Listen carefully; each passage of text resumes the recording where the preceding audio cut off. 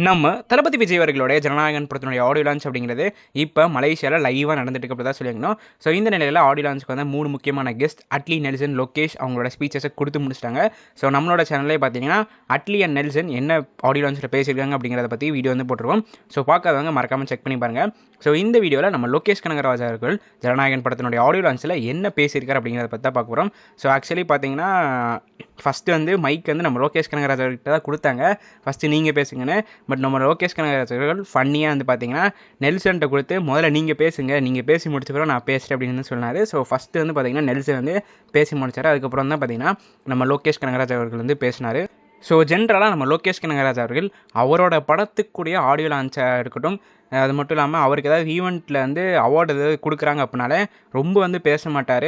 Award ஃபங்க்ஷனாக இருந்தால் thank you அப்படின்னு சொல்லிட்டு சிம்பிளாக முடிச்சிடுவார். ஆடியோ லான்ச்சாக இருந்தால் படத்தில் நடித்த காஸ்டியூம்க்கு எல்லாருக்கும் தேங்க்யூ அப்படின்னு சொல்லிட்டு முடிச்சிடுவார்.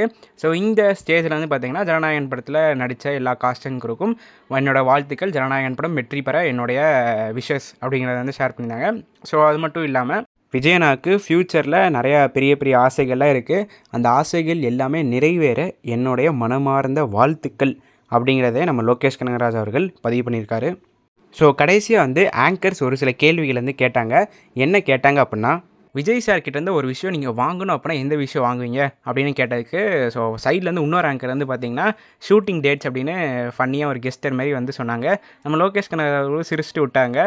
பட் க்ரௌடு வந்து பார்த்தீங்கன்னா ஃபுல்லாக லியோ 2ன்னு கத்த ஆரம்பிச்சிருச்சு. பிகாஸ் அந்த ஆங்கர் வந்து பார்த்தீங்கன்னா லியோ 2 ஷூட்டிங் டேட்ஸ் அப்படின்னு வந்து சொன்னனால.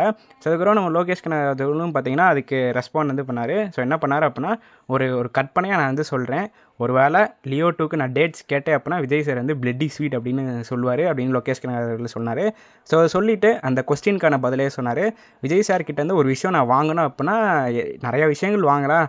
பட் நான் விஜய் சார் கிட்டேருந்து லியோ ஷூட்டிங் டைம் அப்போ காப்பு வந்து வாங்கினேன்.